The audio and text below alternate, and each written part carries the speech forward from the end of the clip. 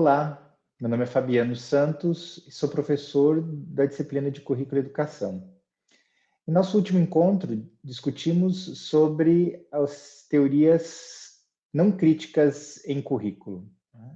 Naquele momento, nós vimos que a teoria tradicional do currículo, ela domina, infelizmente, ainda os currículos e tem o objetivo de formar um estudante que não pense criticamente a educação. Né? Também vimos naquele momento a diferença entre modernidade e pós-modernidade. Aquela discussão que nós fizemos no nosso último encontro é super importante para entendermos o tema de hoje. O tema de hoje da nossa aula vai falar sobre teorias críticas e pós-críticas do currículo. Então, nesse momento, nós vamos conhecer um pouco mais sobre as teorias que a gente pode dizer que são progressistas no campo do currículo. Né? Bom, para falar das teorias críticas e pós-críticas, eu quero relembrá-los sobre a discussão que fizemos de modernidade e pós-modernidade. Naquela ocasião, nós vimos que há um embate entre aqueles autores, pesquisadores, que entendem que vivemos num período chamado de modernidade e outros que dizem que vivemos num período pós-moderno, né, de pós-modernidade. Em torno dessa discussão, nós vimos que há reflexões sobre a objetividade e subjetividade, conhecimentos versus saberes, né? Então, a teoria crítica defendendo que a escola deve trabalhar com conhecimentos, a teoria pós-crítica ou a pós-modernidade defendendo que são saberes. No papel da escola, a modernidade aponta que é transmissão de conhecimentos, a outra pós-modernidade vai dizer que é construir subjetividades. Os dois conceitos-chave para cada uma, o conceito-chave para cada uma dessas teorias, dessas perspectivas, ideologia na modernidade e poder na pós-modernidade, discurso versus a materialidade do real, grupos sociais, classes sociais. Bem, naquele momento, então, nós estudamos, percebemos que qualquer discussão que vai envolver currículo e a própria educação de uma maneira geral, por trás dessa discussão há uma teoria, há uma concepção. Não dá para a gente falar que você pertence ou é adepto a uma determinada concepção teórica e fazer na prática outra coisa. Né? A teoria ela nos ajuda a pensar a nossa prática, a encaminhar a nossa prática. Por isso que é importantíssimo conhecer, por isso que nós estamos nessas duas aulas falando sobre teorias do currículo. Conhecer as teorias do currículo significa conhecer os caminhos que nós vamos perseguir durante a formação. Eu lembro que no momento das nossas aulas, eu disse, né, eu usei uma frase que está lá no clássico Alice no País das Maravilhas, que é a seguinte, né? Quando você não sabe para onde vai, qualquer caminho serve. Então, se você não tem claro qual é a teoria que você segue, que te ajuda a pensar a tua prática, que ajuda a iluminar as práticas curriculares, qualquer coisa serve. Né? Então, de repente, como nós vimos nas outras aulas, qualquer ação prática pode servir. E o que nós estamos defendendo aqui é que não. É que é necessário que vocês conheçam essas teorias para que vocês possam aprimorar a prática de vocês como professoras e como professores. Bem, em torno dessa discussão, tendo como pano de fundo a modernidade e a pós-modernidade, a gente vai falar das teorias críticas e pós-críticas. Então, é importante que a gente compreenda as teorias críticas e pós-críticas, e como o próprio nome diz, a gente está aqui diante, né, das teorias críticas adeptas a uma perspectiva moderna de sociedade e as pós-críticas adeptas a uma teoria, uma perspectiva pós-moderna de sociedade. Tá? Começando pelas teorias críticas, portanto, por aquelas teorias que entendem que vivemos na modernidade, que a ciência, que o conhecimento, que a transmissão dos conhecimentos são base, fundamentais para o desenvolvimento das práticas pedagógicas na escola. Essas teorias, no currículo, vão entender que a sociedade é dividida em classes, e essas classes são antagônicas. E que, sob a forma da luta de classes, opõe-se burguesia e proletariado. Aqui já dá para entender, já dá para perceber que o autor, a concepção teórica que está por trás dessas teorias críticas, principalmente, é o materialismo histórico dialético de Karl Marx, né? As teorias críticas, em termos de concepção social, de sociedade ainda, vão dizer que essa luta, essa sociedade dividida em classes, expressa a luta que se trava nas relações sociais de produção, que são as relações de exploração. Vai entender que a sociedade que nós vivemos é uma sociedade dividida em classes, que essas classes possuem condições muito diferentes uma da outra. A classe trabalhadora só tem a sua força de trabalho e a classe burguesa tem os meios de produção, né? E é por meio dessa condição da classe burguesa que ela explora a força de trabalho da classe trabalhadora, tá? Indo para o campo da educação agora, né, saindo desse campo social e econômico, as teorias críticas de currículo vão dizer que a escola é o local privilegiado para a transmissão dos conhecimentos nucleares. Lembram do Saviani, quando nós vimos no módulo 1 sobre a função social da escola, e ele defendia que a escola deve ser o local de transmissão dos conhecimentos nucleares da escola? Pois bem, essas teorias críticas que vão estabelecer o papel da formação desses estudantes apontam que o currículo deve ser, então, formado por conhecimentos nucleares, que são conhecimentos científicos, artísticos e filosóficos. Há também, dentro dessas teorias críticas, aquela visão um pouco mais determinista. Ainda que seja uma teoria crítica, não é uma teoria tradicional, é uma teoria crítica que, portanto, olha para a escola, vê a sociedade como uma sociedade necessária de transformações, vê a escola como um espaço de mudanças, ainda que isso faça parte dessa perspectiva determinista, essa perspectiva ela engessa um pouco mais a possibilidade de pensarmos a escola dentro da sociedade capitalista. Com isso, essa visão vai dizer que a escola é um aparelho ideológico do Estado e ponto final. Ou seja, nada que nós façamos enquanto docentes, enquanto sociedade civil, nada que nós façamos terá impacto decisivo na mudança dos rumos que a escola trilha nessa sociedade. Por um lado, evidentemente, isso não deixa de ter razão, né? Mesmo que nossas intervenções na escola sejam críticas e visem a formação crítica do estudante, isso não é suficiente para que as mudanças qualitativas da sociedade ocorram, isso a gente sabe, né? Então, como diz o Paulo Freire, né? A escola ela não muda o mundo, a escola muda pessoas, e são as pessoas que vão mudar o mundo. Nessa linha de pensamento, né?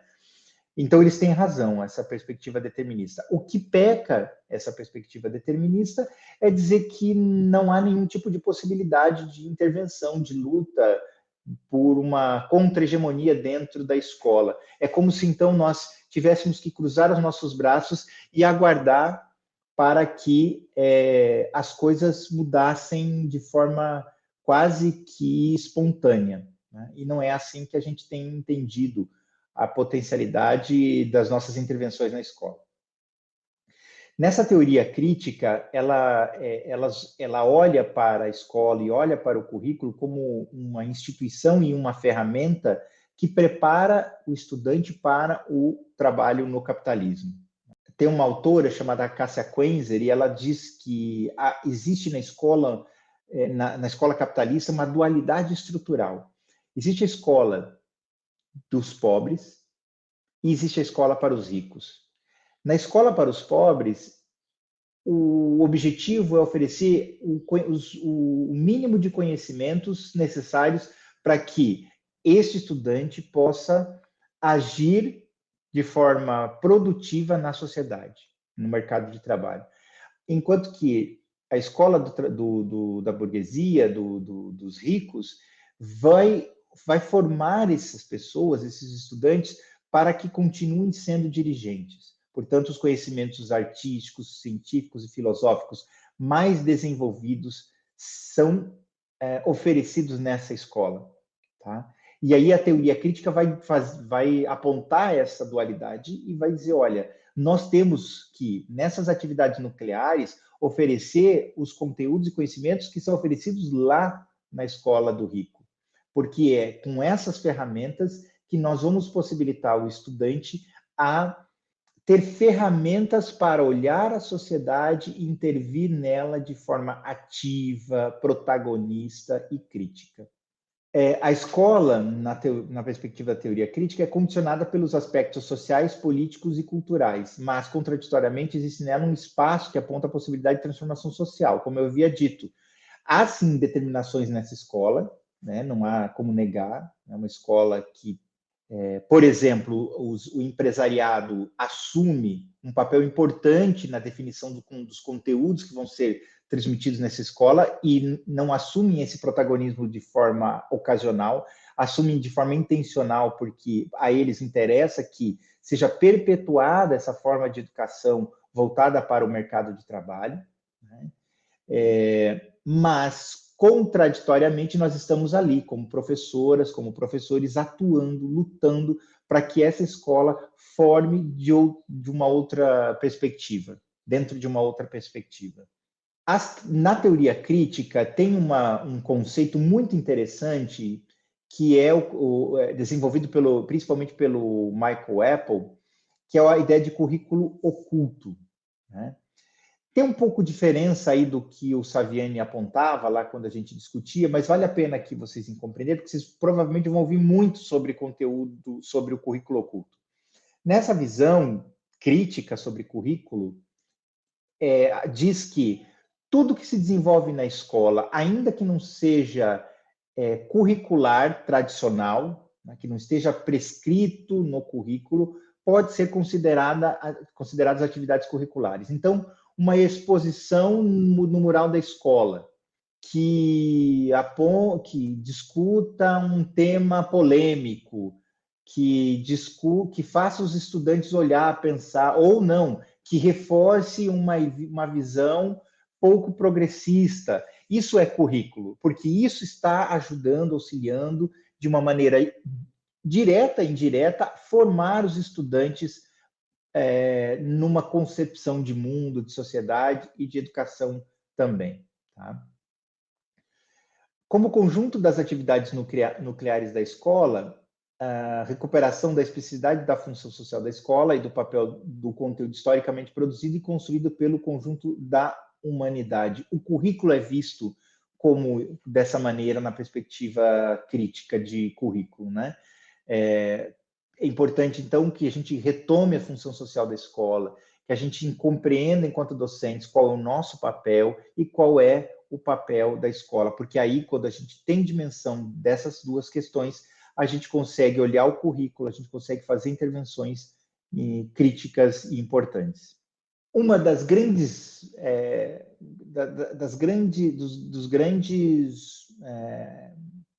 uma das grandes positividades que a teoria crítica traz é a superação das visões não críticas, aquelas visões tradicionais de currículo que nós vimos anteriormente, né?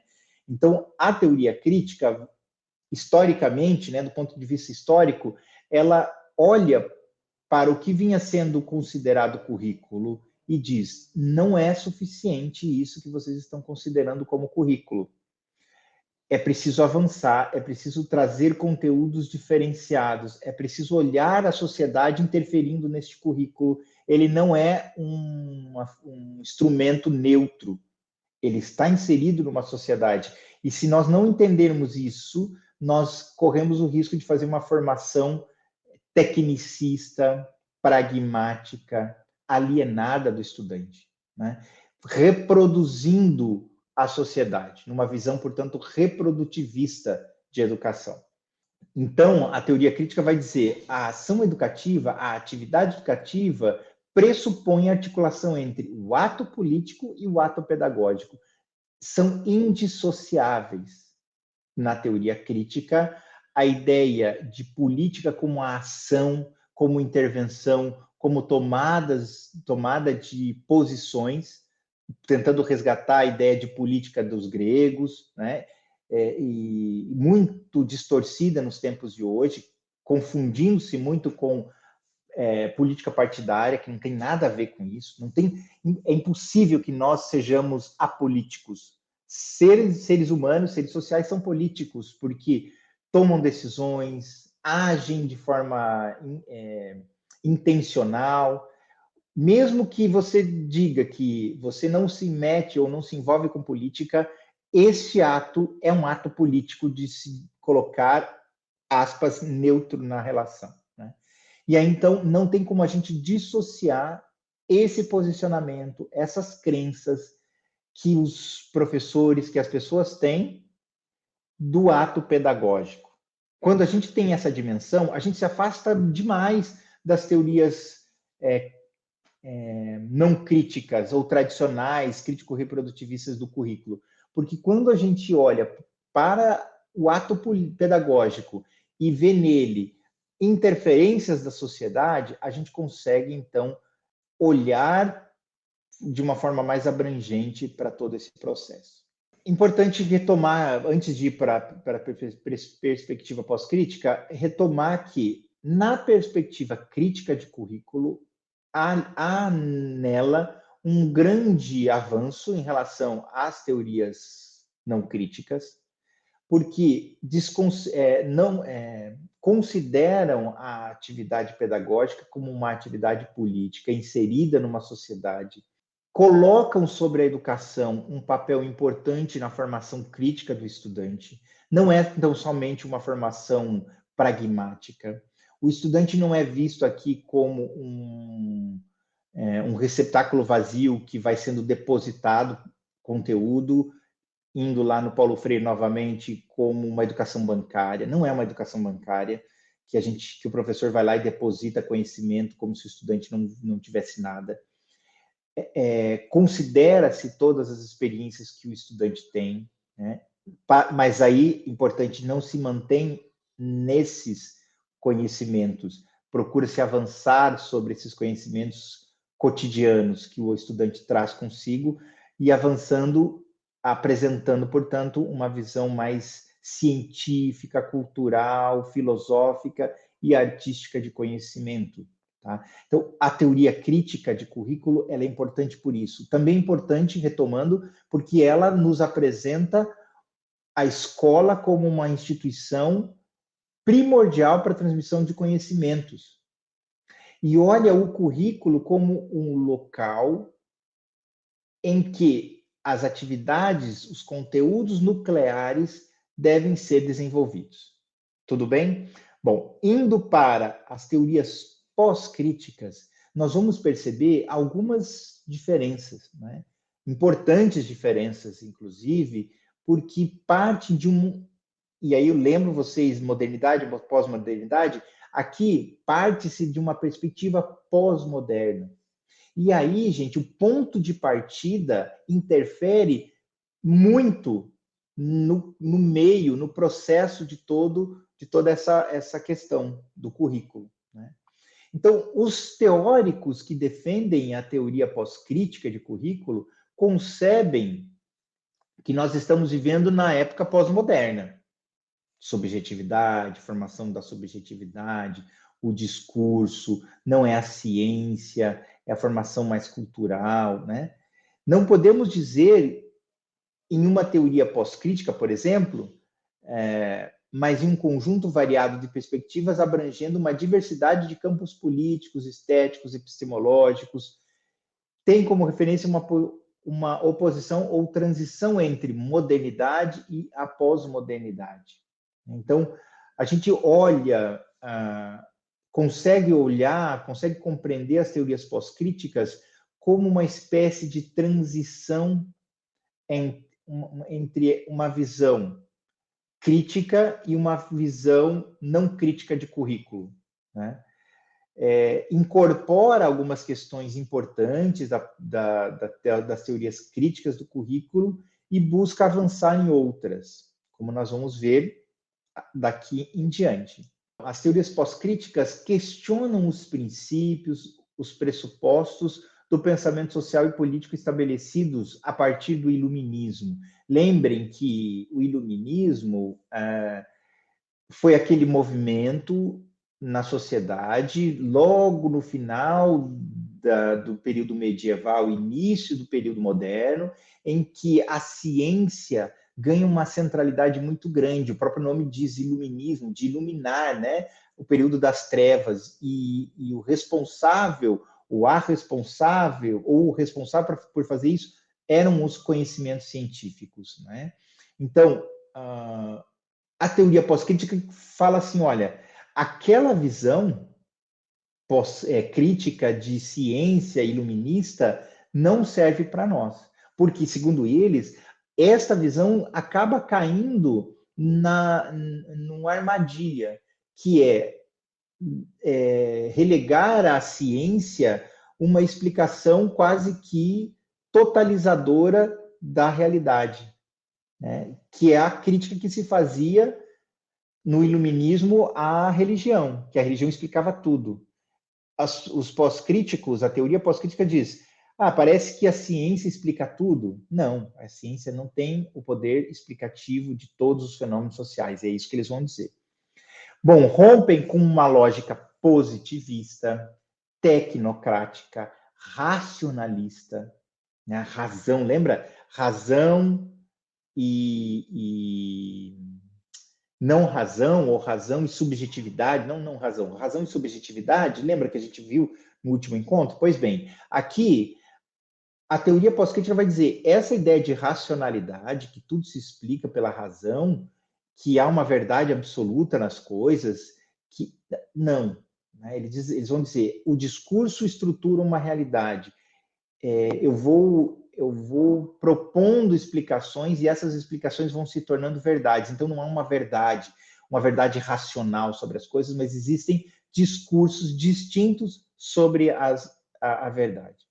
Tentativa de dar voz aos subalternos excluídos de um sistema totalizante e padronizado. Percebam que aqui não se fala em classe social, se fala em subalternos, se falam em grupos sociais minoritários, como os negros, as mulheres, o grupo LGBTQI+, e assim por diante.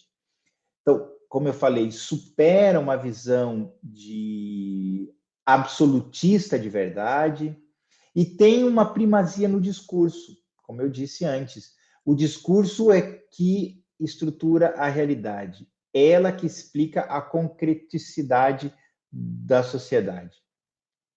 Diante dessa visão, né, aquele último slide, de uma visão social, de como que as teorias pós-críticas olham a sociedade, vamos agora olhar, compreender como que as teorias pós-críticas olham para o currículo, olham para a educação.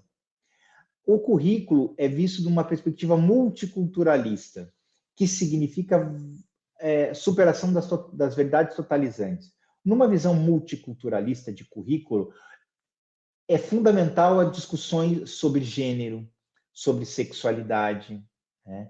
Sobre pertencimentos, sobre negritudes, né? Tudo no plural, porque não há uma negritude, né? A negritude da favela, a negritude do campo, a negritude da cidade. Então, não há nessa perspectiva como nós falarmos a essência de uma única coisa, tá? Para a teoria pós-crítica, o discurso da modernidade, da informação através do conhecimento científico, é incompatível com as perspectivas pós-críticas de currículo. Então, essa visão cientificista de currículo não serve para as teorias pós-críticas. O currículo, então, existente de forma linear, sequencial, estático, não serve, né? É mais importante pensarmos em contextos, em temas, que se atravessam sem uma lógica linear. É mais fácil pensar o currículo dessa maneira do que o currículo que vem sendo trabalhado tradicionalmente. Tá? As teorias pós-críticas criticam o currículo disciplinar e fragmentado. Então, essa ideia de currículo em gavetas, né? Então, no primeiro horário, a gente abre a gaveta da língua portuguesa. Passou o primeiro horário, fecha a gaveta da língua portuguesa, abre a de geografia. A teoria pós-crítica diz que o currículo não deveria ser pensado dessa maneira. Né? O currículo deveria ser pensado de forma transdisciplinar, para além das disciplinas, interdisciplinar. Né? Deveria se dar muito valor ao cotidiano dos estudantes, aos conhecimentos que eles trazem consigo, né? Não um conhecimento pronto, acabado, produzido, promovido por doutos, né? Por aqueles que dominam a teoria, o conhecimento, os esclarecidos. Né? Então, aqui uma supervalorização das experiências que os estudantes trazem das suas casas, das suas vivências culturais, cotidianas. Os significados são culturais. O currículo é uma ferramenta que deve ser olhada de forma cultural, socialmente produzidos, envoltos em relações de poder. Lembra que na teoria crítica a gente falava em luta de classes? Aqui a gente fala de disputa de poderes, que não está necessariamente em antagonismo de classes, mas está num próprio grupo social. Vamos imaginar, entre nós, professores e estudantes, segundo essa teoria, existe uma relação de poder. Né? O professor, na condição que se coloca, um poder muito maior de decisão na vida do estudante do que o estudante tem na vida do professor. E essas relações de poder vão se estabelecendo na vida cotidiana, nas mais diversas vivências que nós vamos estabelecendo.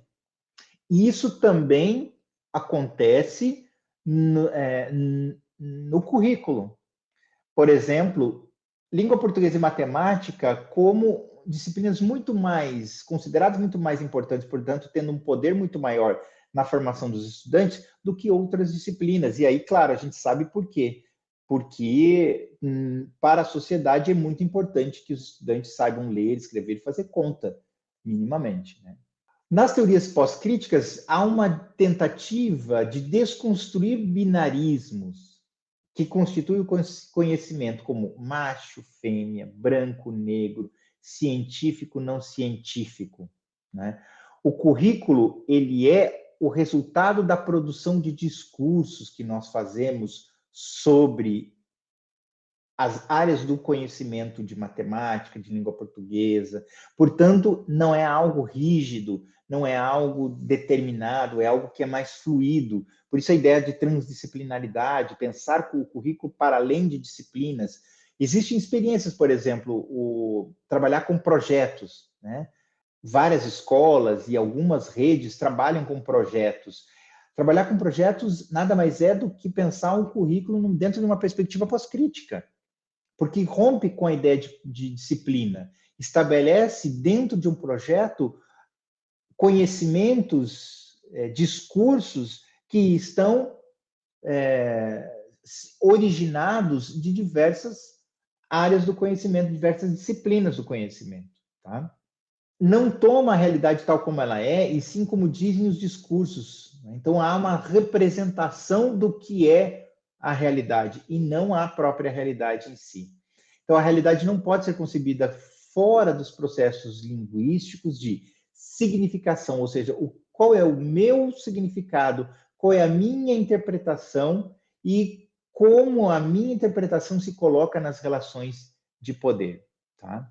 Aqui tem um quadro comparativo entre teorias críticas e pós-críticas.